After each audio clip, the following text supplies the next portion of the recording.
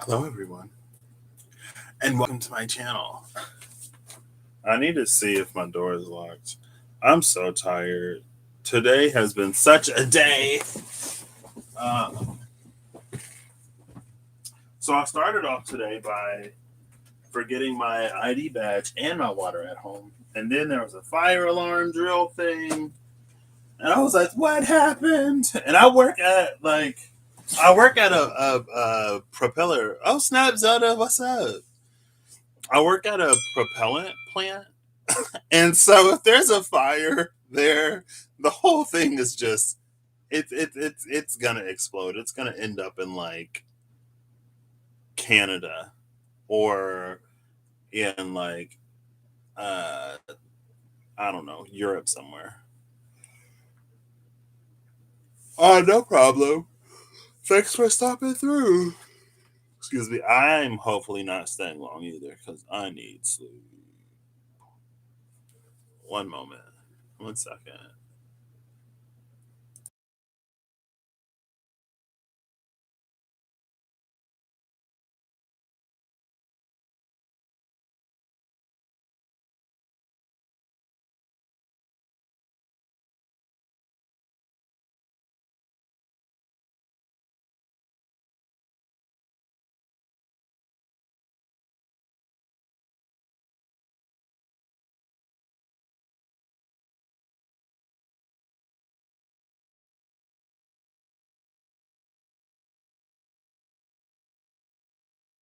Okay.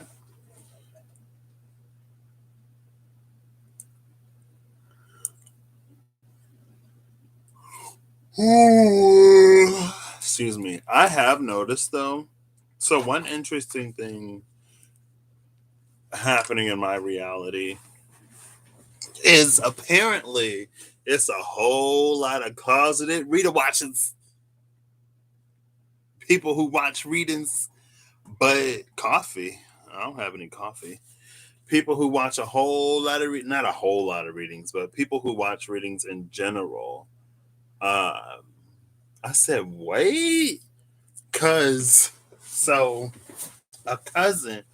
So there's some stuff going down in my hometown, and a cousin sent my mom a reading. She was like, "Hey, like I'm not trying to be like offensive. Like I don't know if you're into this stuff or not into this stuff, but like check this out because it's interesting." And I was actually with my mom when she sent it, and my mom is, she's like, "Oh, you should get on TikTok." She's like, "You should be a TikTok reader. I'd be seeing people do readings live on TikTok and blah blah blah blah." I'm like, "I'm not trying to get on TikTok. I'm still salty about Vine. Should I allow that to continue to stop me from experiencing another platform? Probably not. But Vine will forever live on in my heart, and TikTok just can't. You know what I mean?" But I did think about getting TikTok like a few weeks ago because I was like, I don't want to be like that kind of person.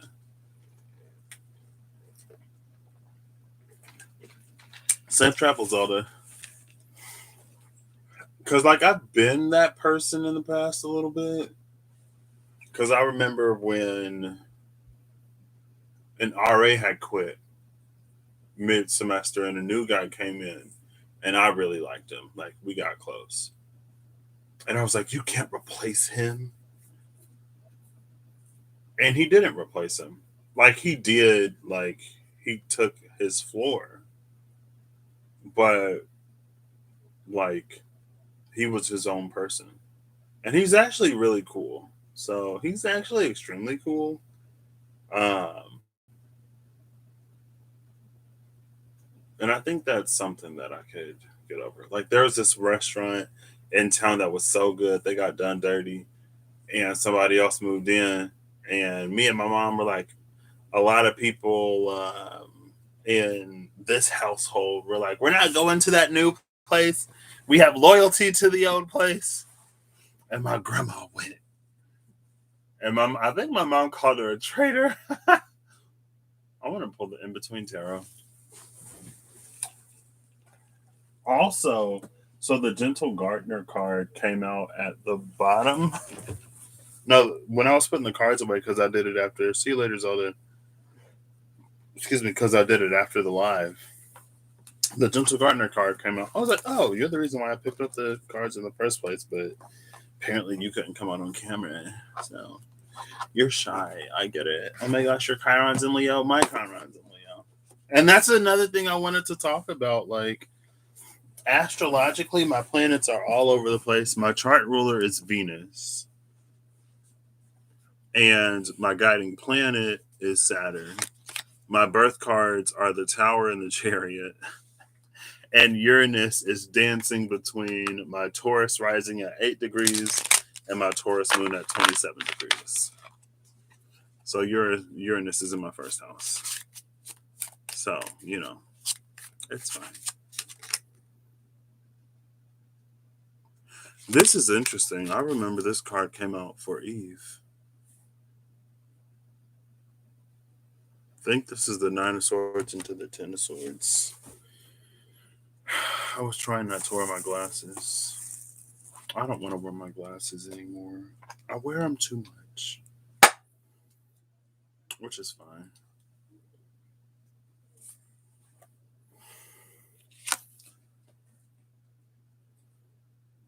It's between the 6 and the 7 of Swords.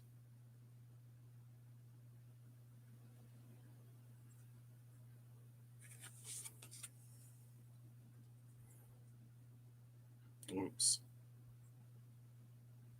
Hey Siri, turn lamp brightness to 75%. Okay. There we go. I set the It lamp was to feeling like way 75%. too bright.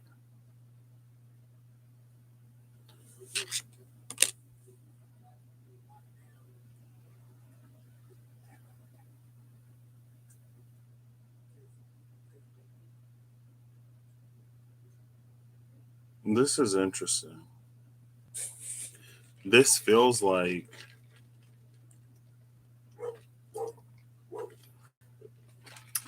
coming upon something that it feels like an energy of like, oh my gosh, there's Eve. Hey Eve, I was literally just talking to you. No, whoops. You telling me to wear my glasses, Russ? I'm taking them off. So we're gonna do this new style reading where I'm blindfolded, but you see the cards, and I'm just gonna say something, and then you can tell me if it's relevant. Also, I don't even know if you can see the card, but in this general direction. So I'm gonna pull another card. Let me find the deck. I don't know if it's gonna be the card back or the front of the card. I'll show you both sides just in case. It's giving me a little bit of chariot energy, though. Chariot energy in a space of like two things, two seemingly disparate things coming together and moving forward in a way that they didn't before. So it's almost like with this energy. Oh, where did the card go? It's almost like with this energy. Again, I don't know if you can see the side, so I'll show both. It's almost like there's a vulnerability that's being presented to us. And so, because it was that energy of like, we stumble upon something that we're not supposed to see, but we are.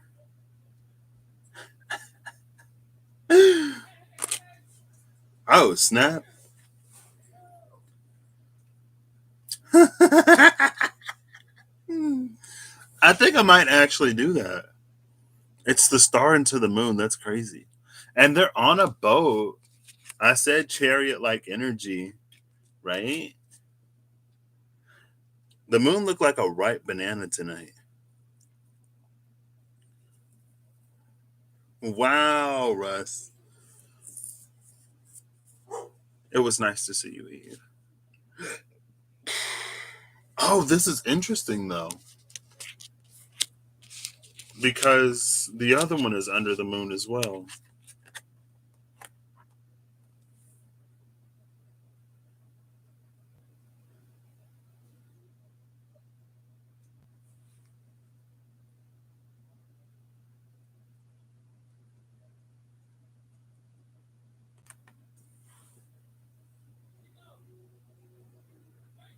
Oh, what? You're kind of off grid. Well, enjoy not being on the grid, and thank you again for stopping in. And I miss you too. And safe travels. Yeah, I did. I actually enjoyed that, Russell. So thank you for telling me what to do so I could not do it and subsequently find something that I really enjoy. Thank you for being a part of that experience. Thank you for motivating that experience. It almost feels like it's not a rite of passage. See, and it is like it is a spirit like energy. I don't know if it's like some kind of nature spirit that we observe doing something. But you can see like the ghosts, the ships of the ghosts on either side, guiding the way forward, showing the way forward. And it's in between the star and the moon.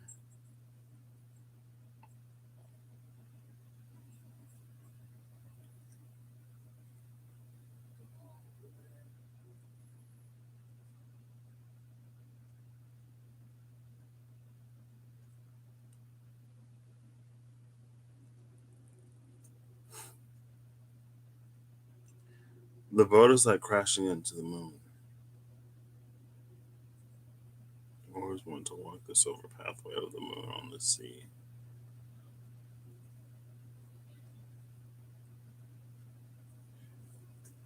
Hey, Holly. Russell, it's too late. I don't know if I understood what you're saying. I'm like, wait. Mm. So I've been listening to The Farthest Shore. I just started Tahanu today, and I think it's interesting.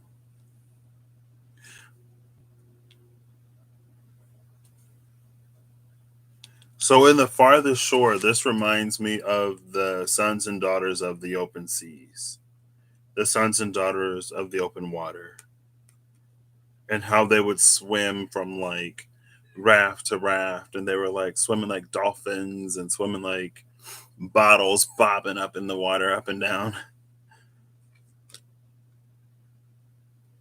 And there's an energy, it's like it's almost like being in between worlds, but it isn't necessarily even like it's just an energy of like encountering someone who like lives a different life, like a different lifestyle, right? It can even be that. But it's like seeing them in their natural habitat and realizing that there is some kind of otherness, an otherness that can lead to an appreciation. But in Tahanu, it's given me the energy when the moon hits. Oh, got you. Okay, I got you. I got you. Got you. When the moon hits the sea or water, there's a glistening path and you want to follow and see where it leads. Okay.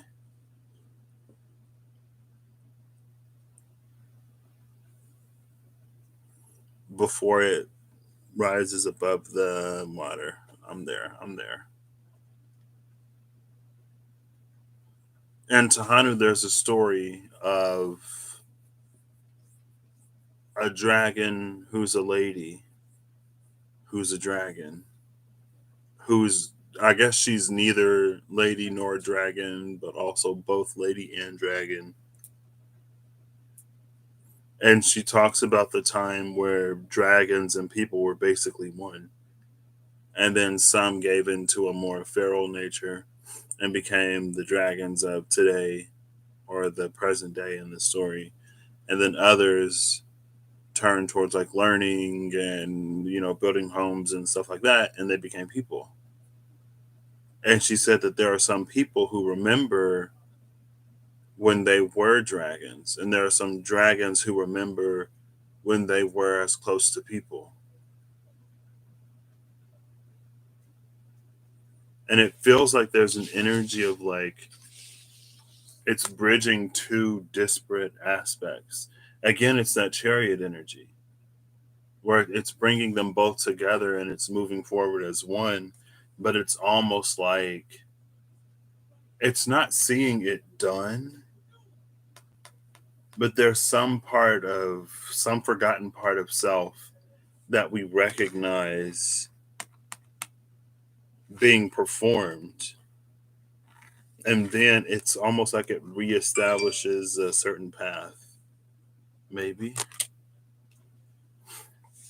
Like in a so esoteric way for me, it's like, before my plan was to get my undergrad in engineering and then go to medical school and get my PhD and enter some kind of what I originally wanted to do was like pharmaceuticals, right? But I wanted to have the engineering background in the undergrad for resourcefulness, problem solving, whatever. And then I wanted to go into medical school to like know how things interact with the body more so in a way, and then to be able to put them two together to do something. But with my eyes getting worse and worse and worse, and school taking longer and longer and longer to complete, I had given up that dream. But it was just yesterday when it was almost reignited within me. And so, in that, it's like a path had opened up that had long since been closed, that was reasoned away to, you know, unfortunate circumstance. So,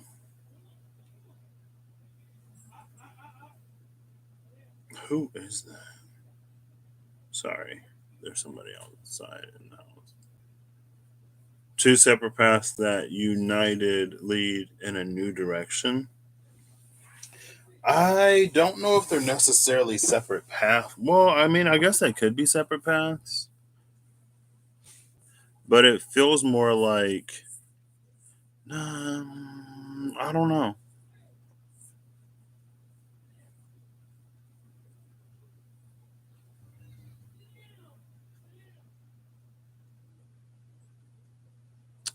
Dragons and humans. I remember there was a show where dragon slayers became dragons, but that was another show. I feel like there's a lot of shows where it'll be like humans against dragons, and then when they get into the history, they'll be like, there was a time where humans and dragons lived in peace. Or even in another show, it was like humans and elves, and they were like, well, there wasn't a time where the humans and elves lived in peace, but they were building a peace, and then it was betrayed. Um, in no small part because of the greed of man and how it envies power. But oh gosh, that's a lot. But it's ooh. Red sky at night, sailors delight. Red sky at morning, sailors take warning.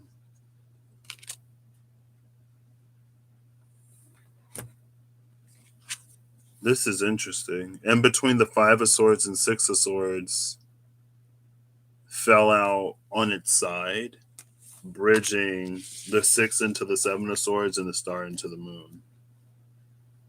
So it came out kind of like this. Like it literally came out on top of both of these sideways. But again, it's that step back energy. The six into the seven, and then we step back into the five into the six.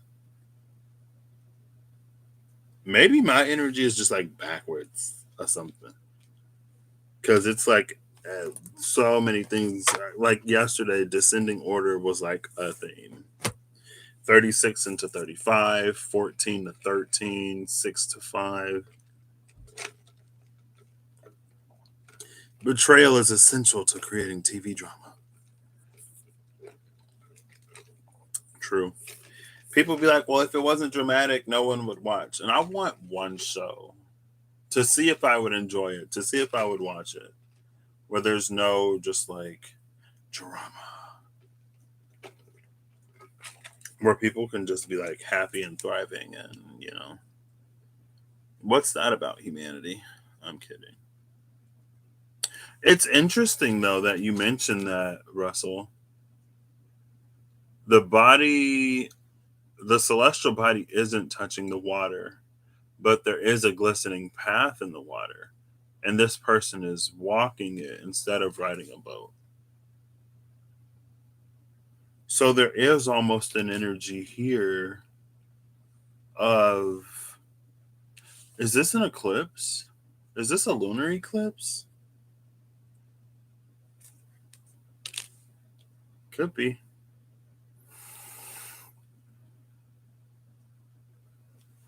There's an energy here of almost like knocking on a door that won't open because it's not yet time for it to open.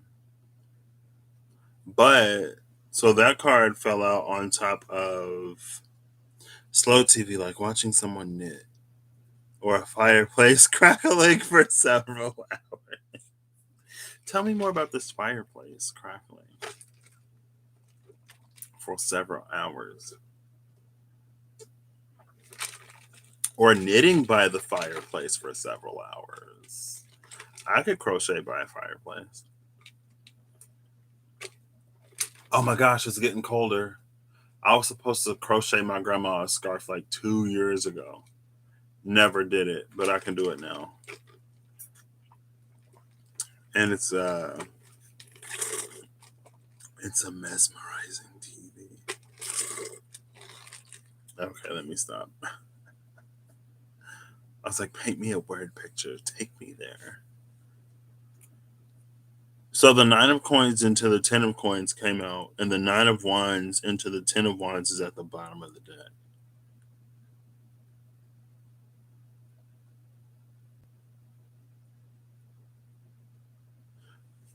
It's almost this energy. It's with these two, it's both within the collective and within the individual. You can crochet. What? We could crochet together in front of a fireplace. Oh my gosh, that would be so cute. Like you crochet one end of the scarf and I crochet the other end of the scarf, and then we combine our two ends of the scarf together so I can give my grandma the scarf I told her I would give her 2 years ago. And I only have to do half of the work. I'm just fine. I'm kidding. But here it's like, the collective standing hand in hand, realizing that whatever they want to but not want to, let's say victory to the suffragettes, right? But it's like if it's even more inclusive than it was the first time. I've never noticed this person. It's given me like rainbow sashy energy.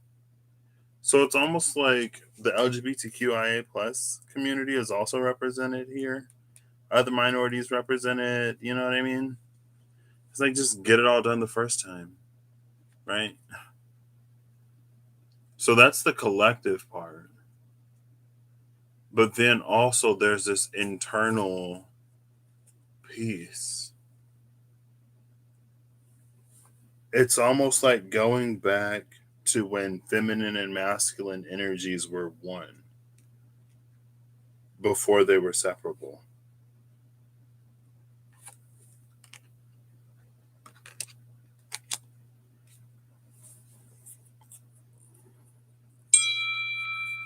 And maybe,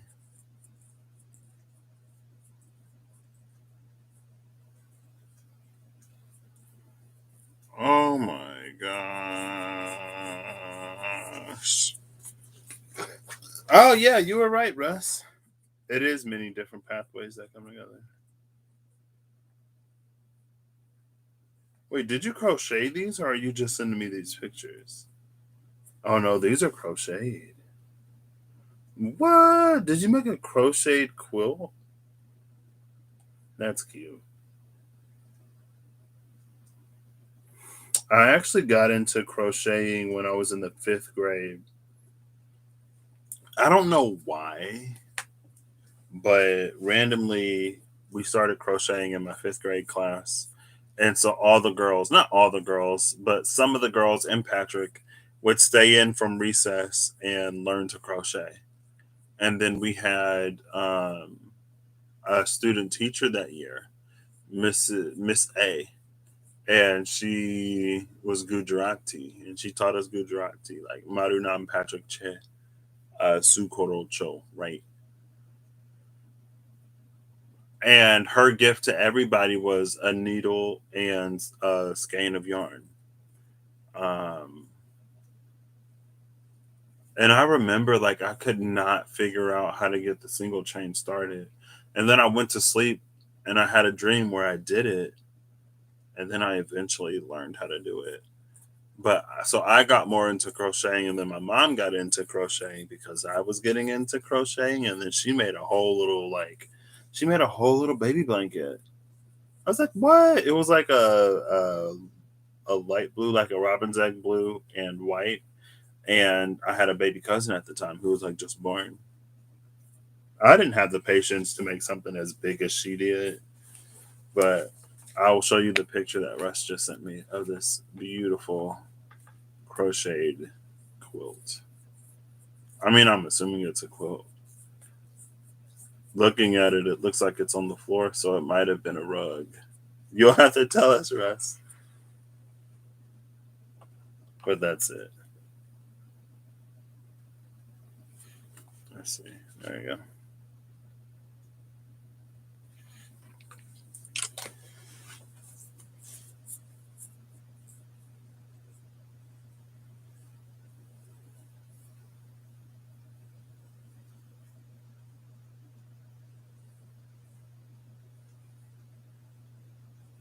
Maybe,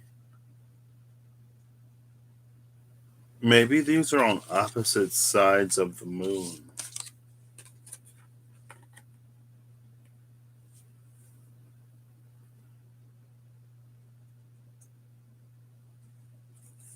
And then here is the space, and also the, oh, I guess more so this. This is the space where they meet. And this, astrologically, it's in between Aquarius and Pisces, right? But this is Aquarius heading into Pisces. Whereas we're like shifting from the age of Pisces to the age of Aquarius.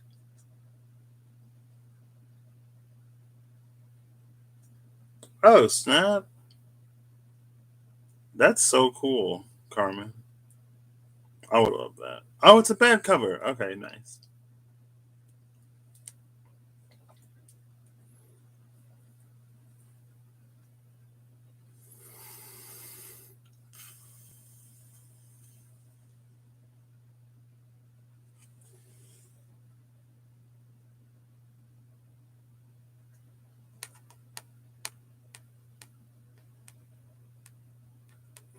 There is something, there's an energy here of almost like holding a pathway open. And maybe it's also in this Nine of Pentacles. Because again, these energies support each other. So it's almost like these two in this space sets the foundation for the archway that they all sort of like come through.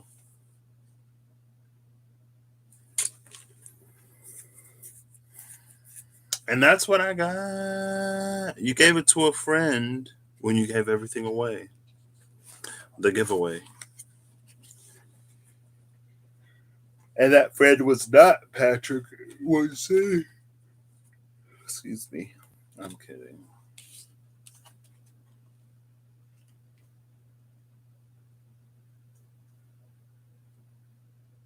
See,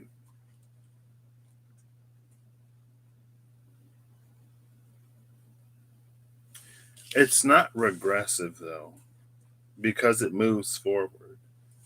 So it's not like going back to when feminine and masculine were one energy in a way that like sort of like sets us back or seeks to undo all that has been done since that split originally took place. because the lady was able to be both the lady and the dragon, not some dragon lady hybrid combo mixture thing.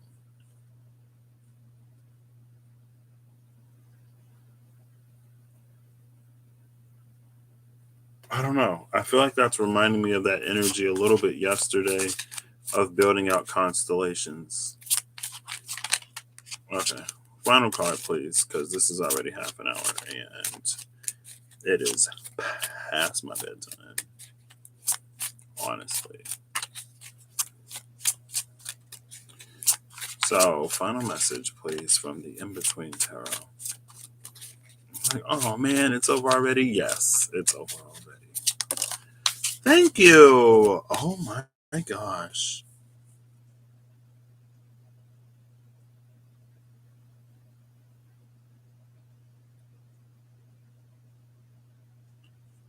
The King of Swords into the Page of Swords came out. This is a card I see sometimes.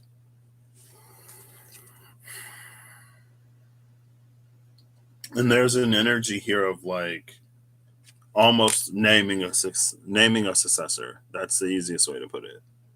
The easiest, most concise way to put it.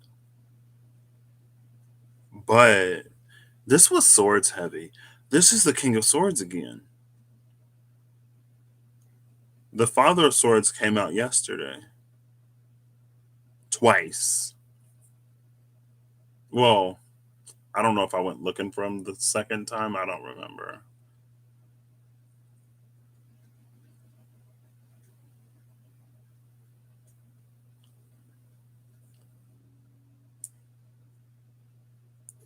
And then at the bottom of the deck is the Four of Swords into the Five of Swords. So we've taken yet another step back. First, it was the 6 into the 7, the 5 into the 6, the 4 into the 5. So, according to the progression of the cards, we're going back. We're like backtracking to the ace. But I wouldn't think that backtracking would help us to move forward.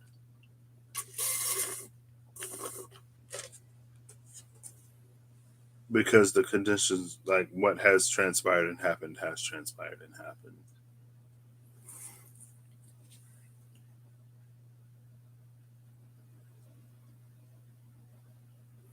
This feels like some kind of sacred rite of passage. Oh my gosh. And then the 3 into the 4 of cups. It's a different suit, but the 3 into the 4 is under this 4 into the 5. What is happening? Am I just like a regressive energy? My cards are in retrograde. Somebody help me. I had a friend who talked about Mercury retrograde, and then I saw a post that he liked on Twitter about Mercury retrograde. And I'm like, I didn't have the heart to tell him that Mercury's going to be retrograde for a minute, girl. Like, Mercury retrograde, it's short, but it's not like 2, 3, 4 days short. So, am I Benjamin Button? Maybe. The older I get, the younger I become at heart.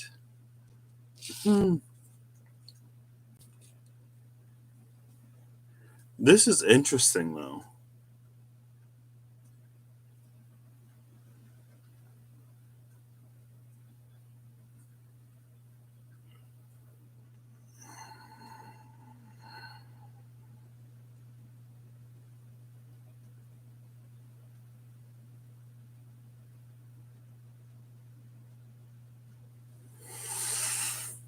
Because it feels like this is happening simultaneously.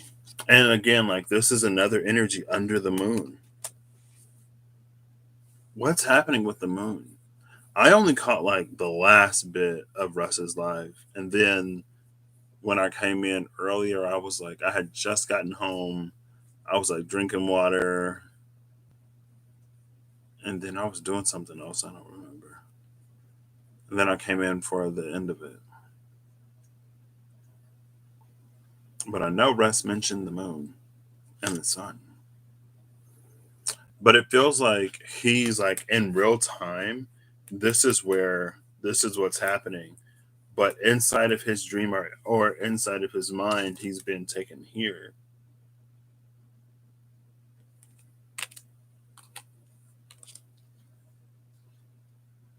And it's almost an energy where it's like a wisdom to not fight. It also feels like Vision Quest Sacred Journey energy. Maybe it's also something ancestral. Maybe he's meeting his future.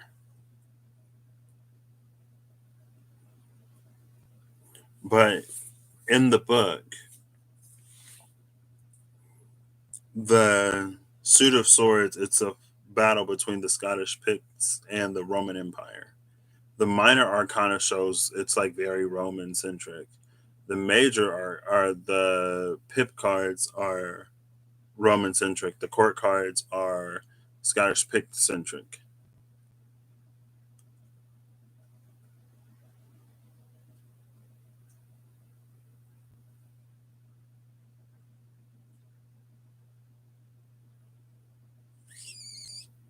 So we see both sides here. Is there a resolution energy? Ace of Wands into the Two of Wands. No. Seven of Wands into the Eight of Wands. I don't know.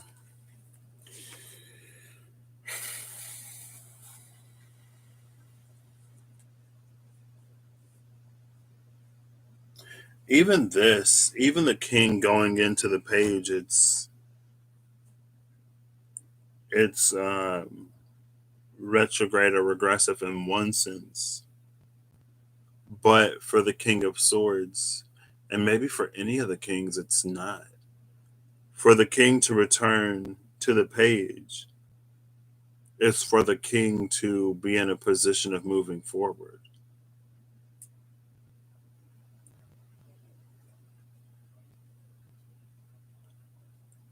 And it almost does feel like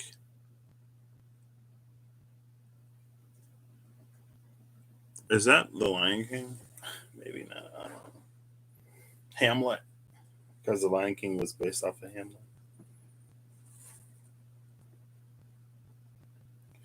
It's almost like being offered a choice, but in that,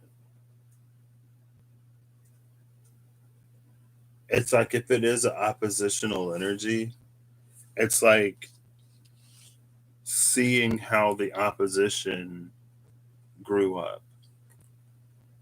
And again, it's almost that energy of like there's a vulnerability that's expressed on one side that opens up that doorway and that pathway. But it has to be returned. If the vulnerability isn't returned, it's not going to work. Because it feels like while the Roman is asleep, he's dreaming of this dude. Like maybe his life, his journey up until that point. And so what it does is it gives him the opportunity to put his own selfish ambition in check. I think sometimes that's fine. We don't have to go all the way there.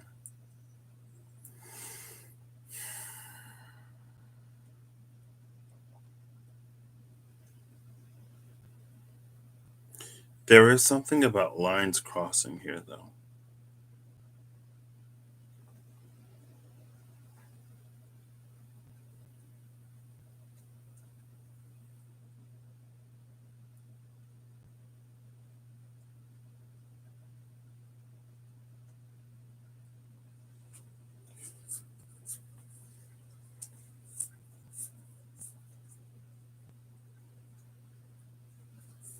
There's also a little bit of the energy of like a treaty here, of a peace made, and a peace made that leads to some kind of not recognition, but I guess it is recognition.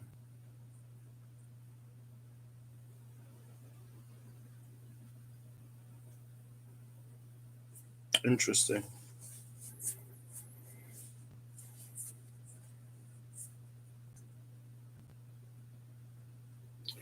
There's an energy here of like to have the sword but not need it, or to have the sword and not use it. And it was something, for some reason it popped into my mind. I think it was yesterday, last night. And it might be a saying, but it's like mighty is the hand. I think it actually is a saying. It might have actually been in the Farmer's Almanac. Something like mighty is the hand that wields the sword or the pen and that doesn't use it or that knows how to use it. Excuse me. There's something about holding both the pen and the sword and knowing when to use which.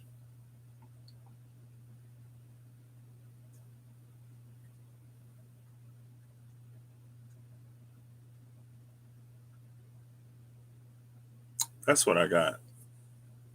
The rest, take it as it resonates because I'm like, wait, excuse me.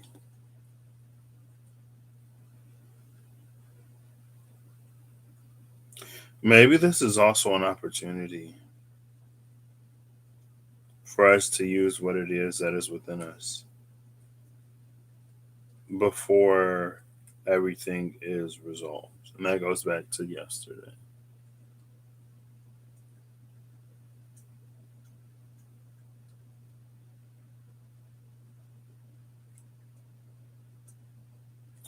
There's also something here. It's to not rest on the knowledge of another's word or words.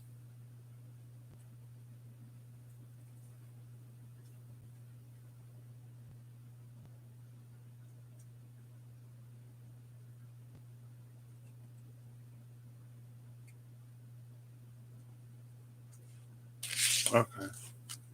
I'm not going to get into the rest of that because it's time for me to go to sleep. And if you want me to say that, you're going to have to show me a, oh, snap. The sun into judgment. Oof. Well, we've seen a lot of moons. Here's daybreak. There's that energy where everything, it's like, okay, everything is now changed.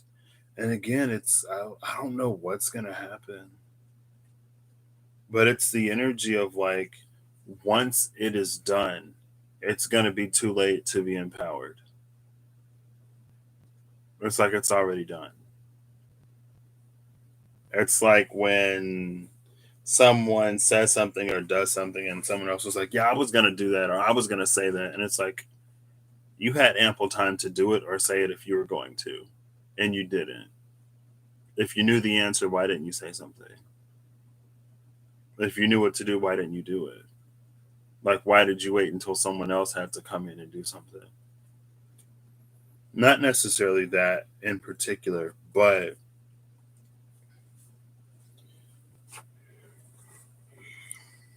you know, excuse me, if you can do it,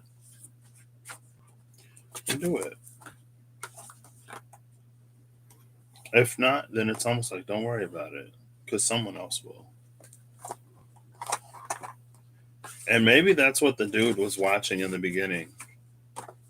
Maybe this whole reading was retrograde because maybe he saw something or he had opportunity that he didn't take, or there was something that he saw or foresaw, but he chose to watch silently. And it's almost like with him,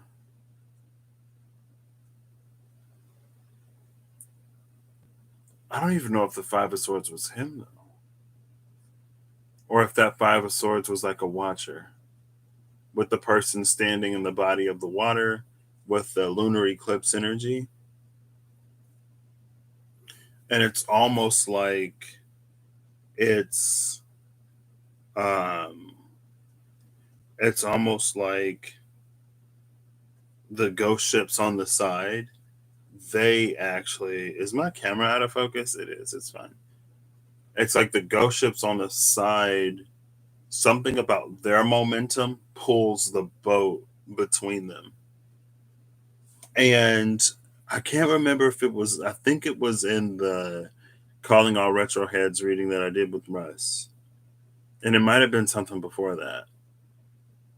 But it was that energy of like something that the ancestors are doing to actually sort of like make the pathway easier, or something that's being resolved within that space as well.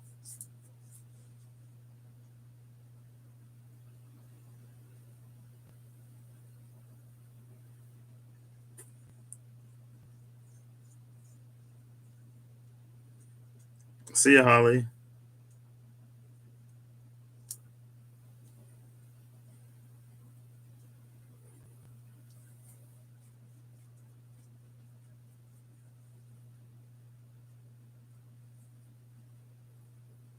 I mean, I guess it's cool if it's going to be done regardless, right? But it does feel like an energy of a missed opportunity to not step forth and do whatever it is that is for us to do in the now.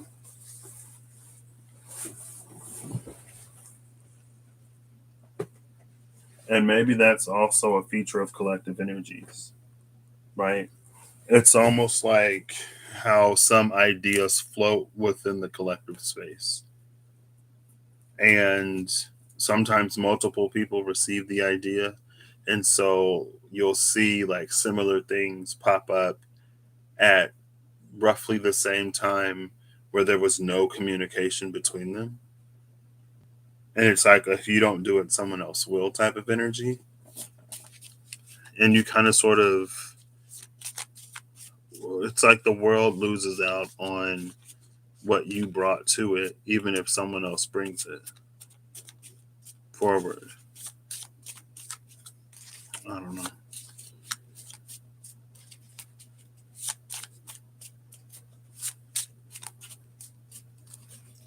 Interesting, interesting. I want one room. Ooh, Flusa. Flow.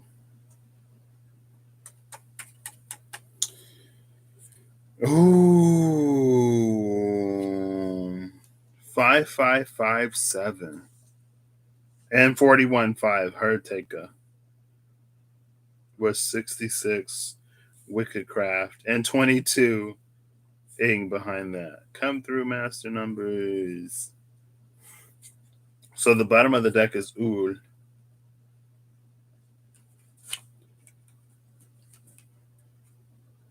Flusa is the card that came out. Flusa and Ul were in the same. Flusa was connected to Ul through 12th and something else. And it popped into my head earlier. It was it's like light without darkness is shadow.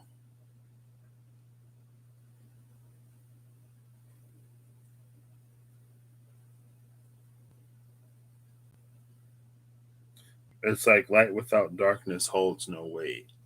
Just like words without conviction or without a knowledge or an experience to back it up.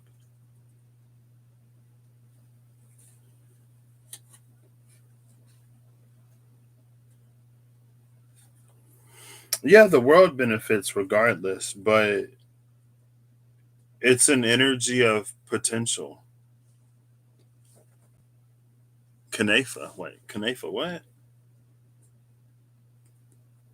It's an energy where it's like, it's almost like it was something for us to do, attain, reach, or be to fulfill an opportunity for us to be more, for us to really, it's almost like having a say in something. Like if it works out, it works out, and it really doesn't matter whether you had a say or not. but there's something that it does for the self and the evolution of the self when we're present.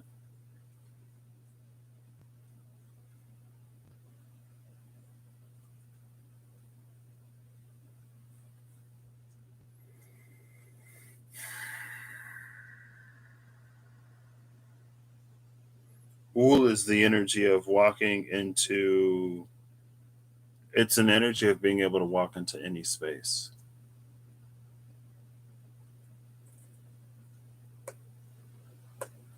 Which is, I guess, the chariody, marriagey type of energy.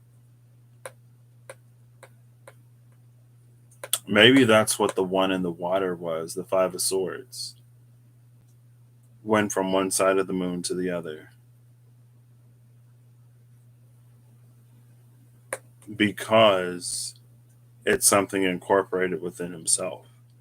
It's like the dragon lady has bridged the dragon and the human within self so she can appear on either side of that spectrum. She can appear as either because it's connected within her.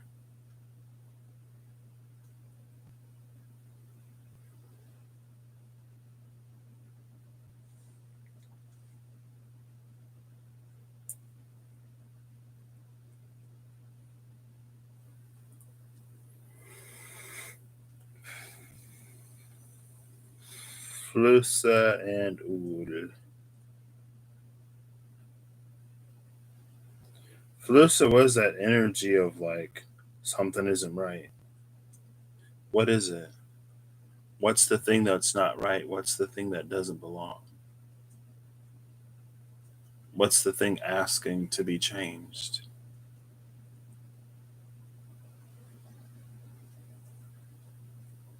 And then Ul is the ability to see it, to find it, to notice how it makes itself known.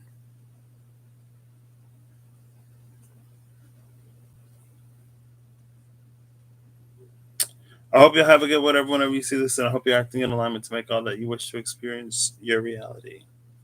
My camera never did recover. It's just blurry and out of focus. It's focused all the way up here, but not back here. So it is what it is.